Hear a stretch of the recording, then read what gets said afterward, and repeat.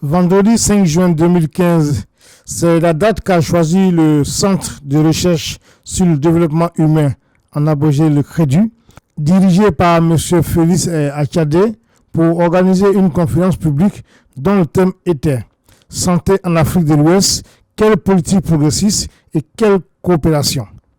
État des lieux et propositions.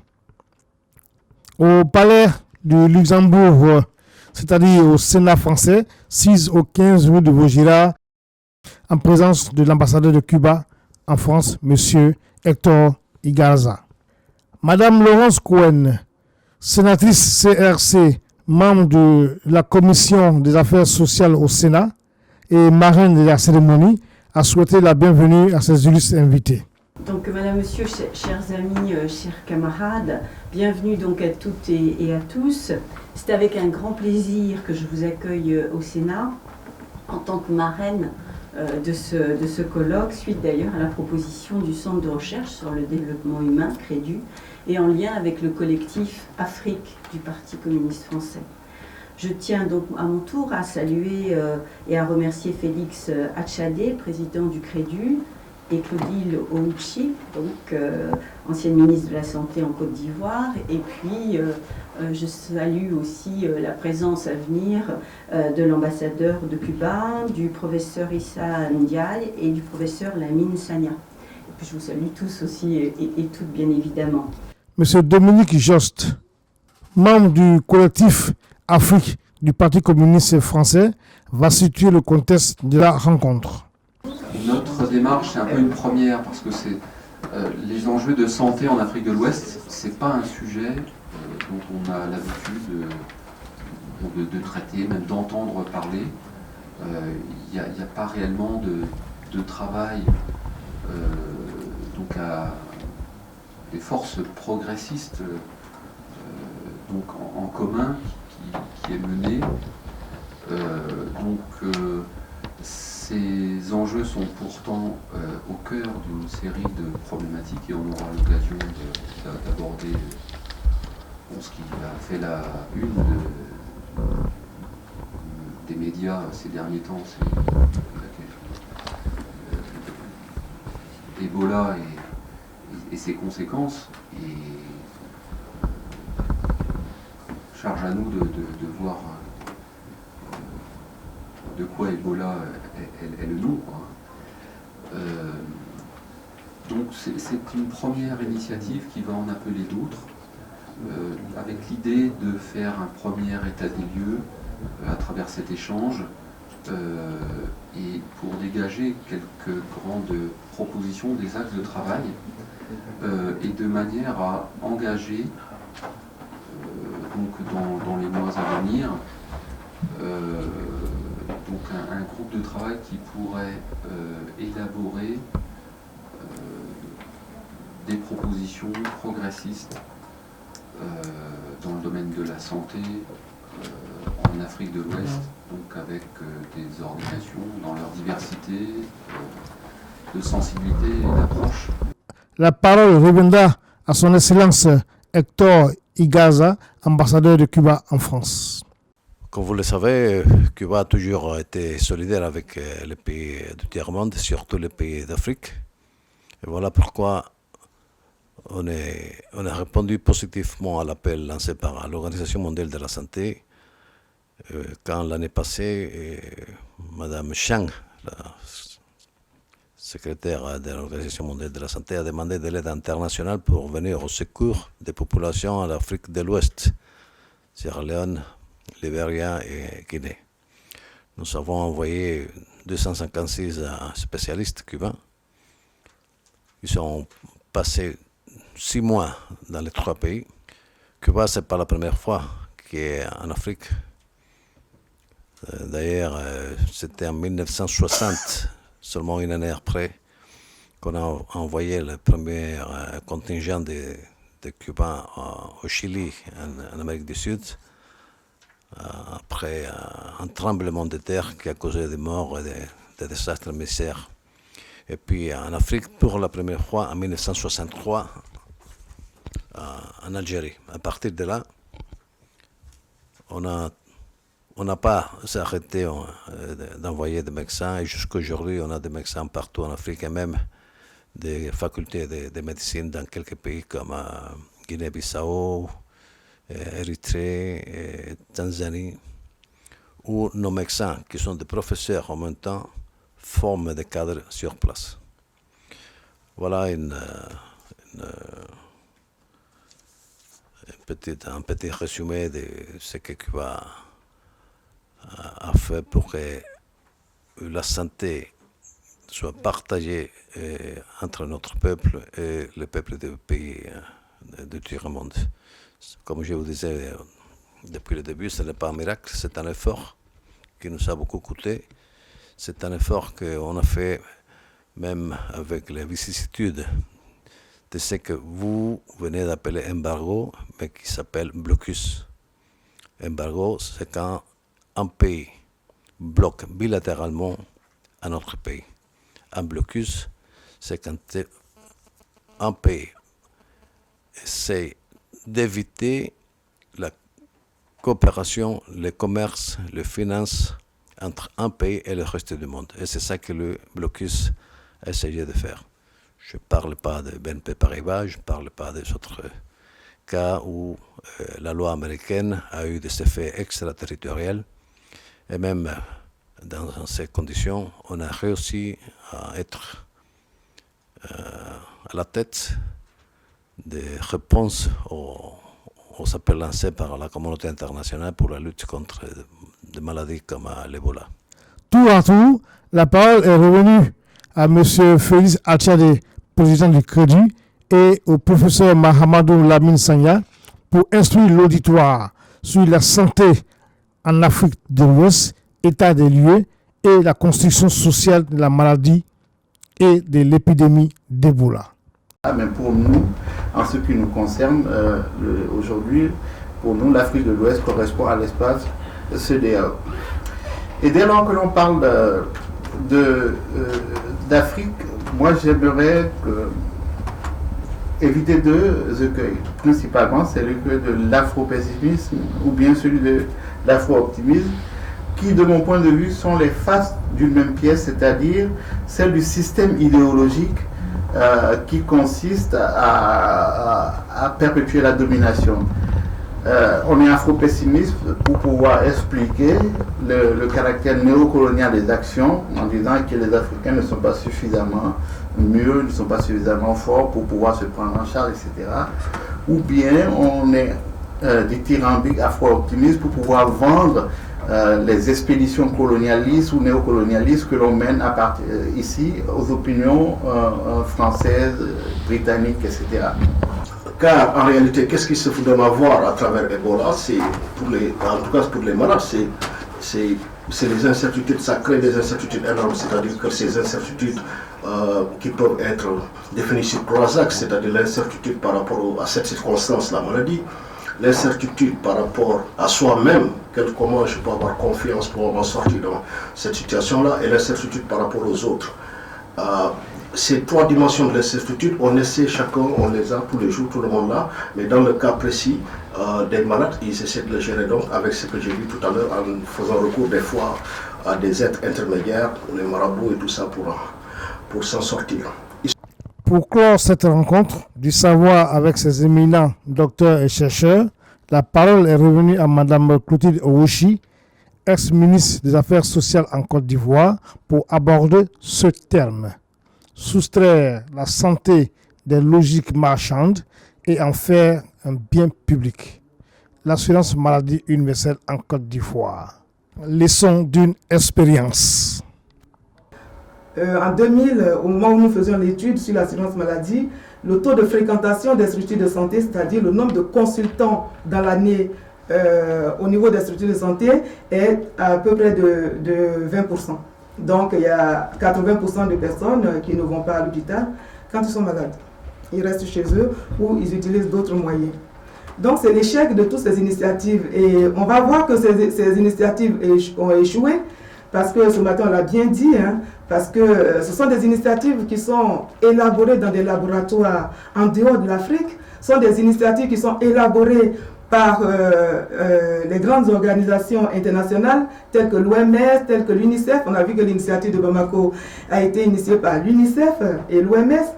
Du coup, c'est des choses on n'a pas demandé aux Africains de dire comment est-ce qu'ils pensent que leur système de santé doit être vu. On ne leur a rien demandé du tout et on leur a imposé ces initiatives. Bien évidemment, ça ne peut pas marcher. Parce que quand on initie une telle entreprise pour des populations données, il faut associer ces populations à ces projets. Il faut demander aux populations ce qu'elles veulent et mettre ces initiatives en place. Donc ces initiatives ont échoué. Donc en 2001, précisément le 9 octobre 2001, le gouvernement de la Deuxième République de Côte d'Ivoire a initié un projet d'assurance maladie justement pour répondre aux préoccupations, aux questions de santé des populations. Étant entendu que, comme je l'ai expliqué, les populations n'avaient plus l'opportunité, n'avaient plus la possibilité d'aller à l'hôpital, il fallait envisager, il fallait initier, il fallait imaginer une stratégie pour permettre à ces populations-là d'aller à l'hôpital et de ne plus avoir peur de se présenter devant un médecin. Donc, on a mis en place le projet de l'assurance maladie, qui est l'un des grands chantiers de la politique sociale du gouvernement. L'urgence en la matière était réelle et incompressible, d'autant que, comme je l'ai dit, le paiement direct des soins de santé, instauré par l'initiative de Bamako, a produit des effets pervers en éloignant les populations les plus démunies des structures de santé. L'urgence est également rendue nécessaire par le fait que la bonne et vieille mythique solidarité africaine n'était plus de mise, étant entendu que les gens étaient tellement pauvres qu'il n'y avait plus de solidarité dans les villes, dans les villages. C'était presque chacun pour soi parce que bon, les ressources qu'on avait étaient insuffisantes pour qu'on puisse le partager dans le cadre d'une solidarité agissante. Ce projet de l'assurance maladie était un projet novateur en Afrique subsaharienne parce que c'était la première fois que dans cette région du monde, on mettait en place une assurance maladie obligatoire. Concernant la couverture du risque maladie elle-même, on peut dire qu'elle n'existe pratiquement pas parce que seuls 6% de la population en Côte d'Ivoire bénéficiait d'une couverture de santé. Et les 94 autres % n'avaient aucune protection, c'est-à-dire que si ces personnes qui se retrouvent dans cette proportion étaient malades, eh bien, elles étaient obligées de se débrouiller, comme on dit en Côte d'Ivoire. Alors, les populations qui ne bénéficiaient d'aucune protection sanitaire, sociale, étaient donc les populations du milieu rural, les travailleurs du secteur informel et ceux que nous appelons les demandeurs sociaux, c'est-à-dire les personnes, les indigents, les handicapés, tous ceux qui sont laissés pour compte au niveau de la société. Donc le système de la couverture du risque maladie en Côte d'Ivoire, au moment où on faisait ce projet de l'assurance maladie, était donc un système non exhaustif, excluant la grande majorité de la population. L'on comprend pourquoi l'État de Côte d'Ivoire a pris ses responsabilités régaliennes pour offrir à la population une assurance maladie obligatoire permettant un accès équitable et durable aux populations. Alors, nous avons fait des études actuarielles qui ont estimé le financement global de l'assurance maladie à 400 milliards de francs CFA. On est parti d'une étude qui a été faite par la coopération française en 2000 et qui situait la dépense globale de santé, la dépense nationale de santé à plus de 300 milliards de francs CFA. C'est-à-dire la dépense globale de santé, c'est tout ce que les Ivoiriens dépensent en une année pour leurs soins de santé. Et dans les variables qui sont retenues dans cette dépense globale de santé, il y a l'achat de médicaments, il y a les consultations, il y a même les consultations chez les marabouts et chez les féticheurs qui ont été prises en compte dans... Ah oui, parce que c'est comme ça qu'ils se soignent, donc il fallait... Puisque je vous ai dit que l'initiative de Bamako les éloignait des structures de santé, donc ils partaient ailleurs. Il y avait l'achat des médicaments de rue, il y avait l'envoi des médicaments aux familles restées au village. Ça occupait aussi une grande partie dans la nomenclature des dépenses de santé. Alors donc, l'enveloppe globale de l'assurance maladie est estimée à 400 milliards de francs CFA. Et comme ça couvre les 300 milliards de la dépense nationale de santé. Et ce sont ces 400 milliards qui ont été fragmentés, partagés en fonction de la capacité contributive de chaque Ivoirien. Donc, ce n'est pas comme l'assurance maladie qui est faite aujourd'hui en Côte d'Ivoire où on dit à toute la population, vous allez payer 1000 francs. C'est-à-dire, si vous avez un salaire d'1 million de francs CFA, vous payez 1000 francs comme cotisation. Si vous avez rien du tout, vous êtes dans le village, vous n'avez pas d'argent, vous devez payer 1000 francs aussi. Donc, à ce niveau, il n'y a pas de justice, il n'y a pas d'équité dans la cotisation. Or, nous, ce que nous avons fait en 2001 jusqu'en 2004, par exemple, quand on a conduit les études, c'était de faire en sorte que le principe même de l'équité soit respecté. Et l'équité commence d'abord par la cotisation. La cotisation doit être proportionnelle à la capacité contributive de chacun. Alors ces IPS sont des organismes de droit privé de type particulier qui assurent la gestion d'un service public. C'est l'État qui concède le service public à ces structures qui sont des structures privées. Ils doivent rendre compte à l'État, mais les gestionnaires ne sont pas de l'État. C'est la différence encore avec ce qui est fait en Côte d'Ivoire, parce que le directeur de la CNAM, qui est nommé en Côte d'Ivoire actuellement et qui conduit le projet de la CEMU, a été nommé par le gouvernement. Dans le projet que nous avons initié, le directeur des caisses est nommé, les directeurs des caisses sont nommés par le conseil d'administration. Et le conseil d'administration est un conseil tripartite dans lequel il y a les représentants de l'État, les représentants des professionnels, des travailleurs et les représentants du patronat. C'est la gestion tripartite. Et c'est la loi sur la CIPRES, parce que les organismes de prévoyance sociale en Afrique sont gérés par une structure qui s'appelle la CIPRES, la Conférence interafricaine de prévoyance sociale, qui a décidé que tous les organismes de prévoyance sociale soient gérés de cette façon, pour éviter justement que les États, les gouvernants, ne puissent dans les caisses de sécurité sociale et que ces structures-là ne puissent plus assumer leur rôle d'institution de prévoyance sociale, justement. L'originalité du projet, j'aimerais bien insister là-dessus, parce que c'est un projet typiquement africain. C'est pour cela, justement, qu'il a été combattu, on en parlera. Ce projet de l'assurance maladie est très original, il est authentiquement africain. D'abord, dans sa mise en œuvre, dans sa conception, nous sommes basés sur une expertise locale, ivoirienne et africaine. Parce que lorsque nous avons voulu initier ce projet, on nous a pratiquement ri au nez en disant « Ah, pourquoi vous voulez faire une assurance maladie? Vous êtes un pays super pauvre. » L'assurance maladie, comme la démocratie, ce n'est pas encore fait pour les Africains, vous devez attendre. On a dit si on fera l'assurance maladie, parce que j'avais oublié de vous dire que l'espérance de vie en Côte d'Ivoire tourne autour de 46 ans. On a donné les indicateurs socio-sanitaires qui sont désastreux. Et pour ça, l'État doit prendre ses responsabilités. Et la responsabilité qu'on a voulu prendre, c'est de mettre en place une assurance maladie. Même si l'assurance maladie est un objectif qui a été initié dans les pays occidentaux, quand il y a eu l'émergence du salariat et tout, mais je pense que ces initiatives-là peuvent être aussi appliquées en Afrique. Voilà. Parce que en Afrique, il y a aussi... voilà, et on a besoin de l'assurance maladie. Et s'il y a des écueils, on corrige ces écueils et puis on avance. C'est comme ça qu'on fait. Et c'est comme ça qu'on a fait. L'authenticité, c'était aussi le fait que nous avons utilisé une approche participative et citoyenne. Parce que compte tenu du caractère innovant de cette assurance maladie, on ne pouvait pas comme ça, le gouvernement ne pouvait pas, de façon péremptoire, venir dire aux populations, tenez, on vous met une assurance maladie, c'est à prendre ou à laisser. C'est ce qui se passe actuellement en Côte d'Ivoire. C'est une assurance maladie dans laquelle, enfin pour laquelle la mise en œuvre n'a pas eu l'assentiment des populations. Ils ont l'impression qu'on leur impose quelque chose. Or, dans ce que nous avons fait, il y avait cette approche participative. Nous avons sillonné toute la Côte d'Ivoire avant qu'il n'y ait la guerre.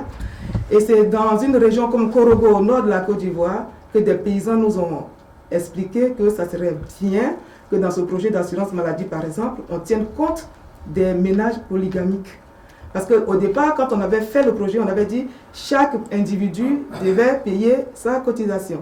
Ils ont dit, mais nous, on est des familles, on a des familles, on est des polygames, on a parfois 3, 4, 5 femmes. Et donc, ils ont dit que ça serait plus intéressant de faire en sorte que le père de famille paye au moins pour une des épouses Et puis pour les enfants de moins de 5 ans par exemple, c'était très judicieux comme réflexion et nous on l'a intégré effectivement. On a rencontré tout ce que la Côte d'Ivoire compte comme acteurs, en allant bien des acteurs économiques que des chômeurs, que des personnes du troisième âge. On a rencontré le clergé, on a rencontré tout le monde. On a pris au moins 3, 4, 5, 6 mois pour rencontrer chacun, discuter avec ces personnes. Et la loi que nous avons faite en 2001 est une loi consensuelle que nous avons élaborée à partir de cette démarche participative. Mais les difficultés qui n'ont pas pu être surmontées, ce sont les contraintes d'ordre politique. La guerre de 2002, qui a coupé le pays en deux, ne nous a pas permis de continuer le projet. Pour plusieurs raisons. D'abord, le fait de la partition du pays ne permettait pas de mettre en place une assurance maladie qui a pour base, qui a pour principe la solidarité. Est-ce qu'il fallait faire une assurance maladie pour la zone gouvernementale située au sud de la Côte d'Ivoire et laisser les parents du Nord? Non. On n'a pas voulu le faire comme ça. On a dit que c'est une assurance maladie pour tous les Ivoiriens. Il fallait attendre que le pays soit réunifié, que la paix revienne pour poursuivre le dossier. Donc la guerre nous a porté préjudice dans la conduite du projet. La guerre nous a porté préjudice également parce que comment on va dire ça, l'État n'avait plus de ressources financières. Je vous ai dit que l'État devait intervenir dans le projet, mais l'État n'avait plus de ressources financières, étant entendu que tout ce que l'État avait comme moyen servait à financer la sortie de crise et servait aussi à gérer le quotidien des Ivoiriens. Donc il n'avait plus d'argent. Avec un taux négatif de 1%, on ne peut pas mettre en place raisonnablement un projet de cette envergure-là. Donc ce sont les contraintes d'ordre politique interne. Maintenant, il y avait les contraintes d'ordre politique aussi, mais à l'international. Je l'avais effleuré tout à l'heure au début de mon propos, pour dire que l'autre difficulté qu'on a eue, c'est la réticence, on va dire même l'hostilité de la communauté dite internationale par rapport à ce projet. Ils n'étaient pas d'accord.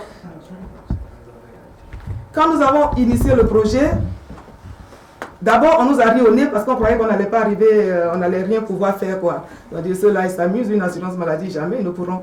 Puis quand ils ont vu qu'on était sérieux parce qu'on a fait la loi et qu'on a commencé à sillonner le pays pour faire les enquêtes d'opinion et autres, ils ont dit ah tiens c'est sérieux. Alors, on a donc reçu la visite des ambassadeurs, notamment celui de France, et un certain nombre d'ambassadeurs qui sont venus nous voir pour dire mais pourquoi vous voulez faire une assurance maladie? Mais l'assurance maladie, vous ne pouvez pas. Mais pourquoi on ne peut pas faire l'assurance maladie? Et donc, il y a eu cette difficulté-là.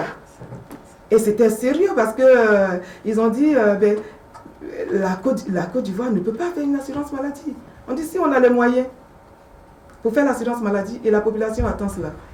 Bref, je n'entrerai pas dans les détails, mais c'est parce que cette communauté internationale, comme toujours, c'est elle qui propose, c'est elle qui fait les initiatives, c'est elle qui prend les initiatives pour les pays africains en ce qui concerne la santé. Ça montre aussi un aspect de du fait que nous ne sommes pas du tout indépendants. Parce que pour des questions de santé, il faut que ce soit les autres qui ne savent même pas. Ils ne savent même pas ce que c'est que le paludisme, parce que le paludisme, c'est nous qui avons ça. Donc on sait comment on doit guérir et on vient nous dire non, c'est nous qui allons réfléchir, nous qui allons penser pour vous. On n'est pas d'accord avec ça. Et donc on a eu cette réticence. Réticence aussi parce que la communauté internationale à cette période mettait l'accent, donnait la primauté à ce qu'on appelle les mutuelles de santé. Pour eux, le salut de l'Afrique passe par les mutuelles de santé. Or, on s'est rendu compte, en faisant cette étude-là, que les mutuelles de santé n'avaient pas une importance, n'arrivaient pas à gagner vraiment les citoyens ivoiriens. La mutualité ne couvre à peine que 2 à 3% de la population. Pourquoi ça ne marche pas? Parce que ça ne convient pas avec la façon de penser des Africains, les mutuelles de santé. Mais je suis bien heureuse que depuis 2012, la communauté internationale, surtout après la réunion du G8 à Cannes, la communauté internationale a pris la décision qu'enfin, dans les pays africains, on va mettre en place des mécanismes d'assurance maladie. Et on le voit sur le terrain, tout le monde se rue, assurance maladie par ici, assurance maladie par là.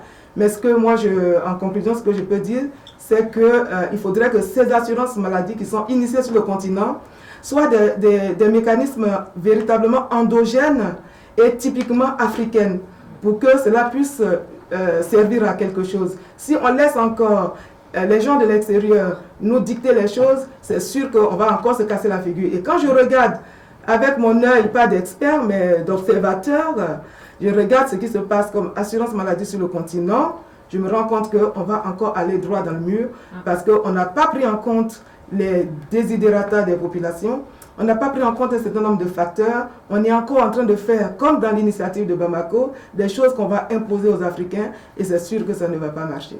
Mais j'espère que j'aurai tort. Merci beaucoup. À la fin de la cérémonie, Event News TV a tendu son micro à certains participants. Nous les écoutons. Laurence Cohen, sénatrice du groupe communiste républicain et citoyen, vice-présidente de la commission des affaires sociales au Sénat. Donc je suis très heureuse d'accueillir aujourd'hui ce colloque.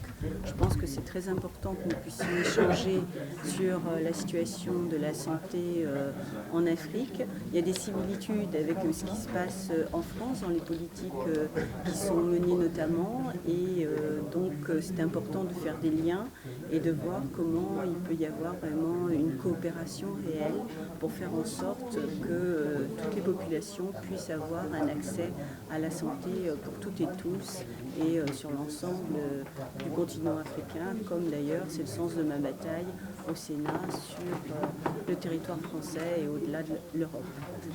Je suis Mohamedou Lamine Sagna et la présentation que je voulais faire, en tout cas que les points de vue que je voulais prendre ici, c'était que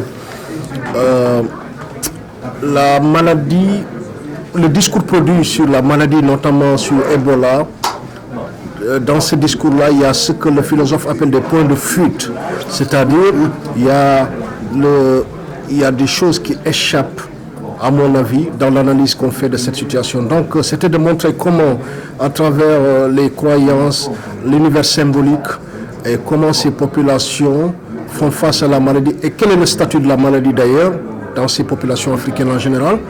La maladie ne touche pas que le corps individuel, c'est aussi, il s'attaque tout un corps social, et que souvent, pour y faire face, on fait recours à des personnages intermédiaires comme les marabouts, les sorciers, en tout cas, les personnages qu'on considère qui sont en relation avec les divinités et le monde ici-bas. Et voilà en gros ce que je voulais montrer, mais aussi comment ces populations, face à cette nouvelle maladie, il y a une honte. Et cette honte-là fait qu'ils essaient de trouver tous les moyens pour s'en sortir. Mais il n'y a pas que ces populations, puisque les leaders politiques s'en servent aussi pour avoir des stratégies, non seulement de communication du point de vue politique, par exemple, créer des rumeurs comme quoi il y aurait des responsables de la conspiration, mais aussi s'en servir pour se faire des relations de communication internationale. Voilà en gros ce que je voulais dire. J'espère avoir été... Tout à l'heure, vous avez fait aussi un petit clin d'œil sur le franc CFA. Vous nous résumez, c'est un peu virtuel. Non, l'idée que je disais, c'est que il n'est pas possible, en tout cas pour un pays, de se développer s'il ne tient pas les rênes de la politique monétaire, puisque la politique économique se déroule sur 3 niveaux, c'est-à-dire qu'il y a une politique fiscale, il y a une politique monétaire, et puis il y a une politique d'incitation. Il se trouve que la monnaie est liée à la souveraineté, même s'il y a un transfert de souveraineté, mais dans le cadre d'un schéma politique comme l'Union européenne, ça peut se comprendre et c'est discutable, mais un pays dont la monnaie, la plupart des politiques dépendent du trésor de notre pays. Par exemple, le franc CFA dépend des décisions du trésor français.